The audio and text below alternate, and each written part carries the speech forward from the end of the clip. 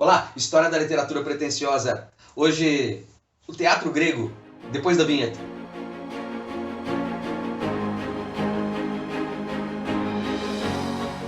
Vejam, as notícias mais antigas sobre o teatro, a arte cênica, que dá conta de que o coro dentro da manifestação artística já existia 2.500 anos antes de Cristo.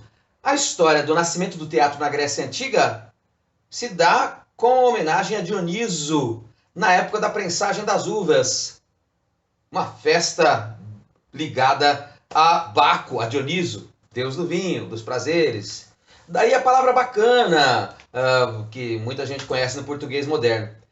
Essa história do teatro vai se ligar a um evento de caráter social, onde havia participação do público.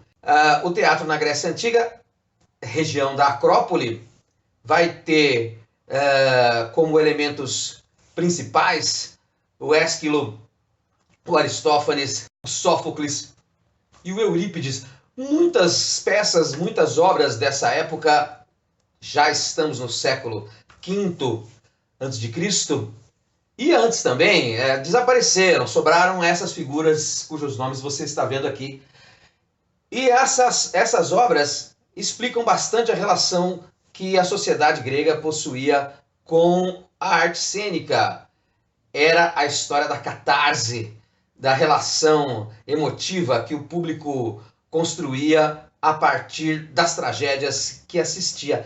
Catarse, que significa purificação nesse caso, expurgar os sentimentos. Quando o espectador se identificava com alguma cena, com algum personagem em algum momento da tragédia, isso, segundo Aristóteles, era a catarse. Aristóteles, que era filósofo, não um autor de ficção. Século VI a.C., o teatro ganha um caráter de competição. Havia apresentações de tragédias e comédias. Um coro de narradores contava a história dos personagens e também cantava ao herói Adrasto. Havia canções, danças, e as tragédias envolviam figuras mitológicas, geralmente como Helena de Troia ou Prometeu, por exemplo. O século VI viu também nascer seu mais antigo ator, Tespes. Ele deixa de ser participante do coro em determinado momento e se coloca à parte, mais isolado, atuando como um solista, criando assim um embrião da arte de atuar, representando.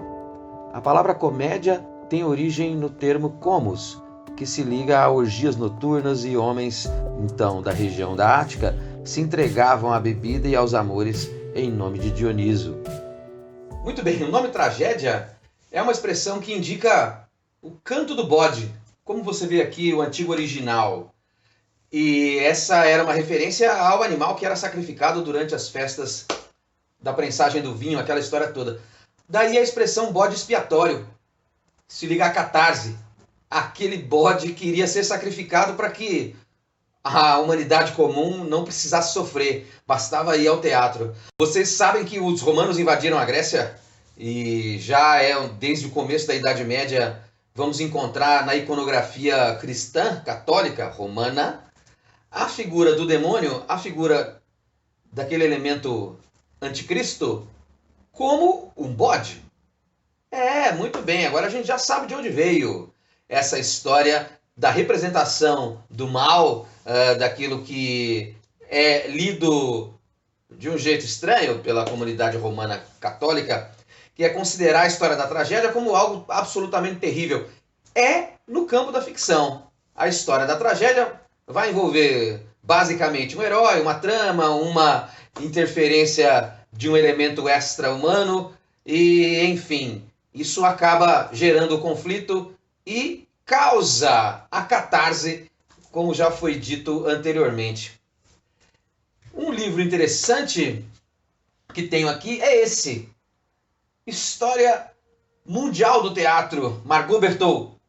E é um livro bem interessante, volume único, da editora Perspectiva. Aí está, uma boa dica para você que está estudando, professor, professora, aluno, História Mundial do Teatro. Não deixe de curtir nossa página. Obrigado, até a próxima.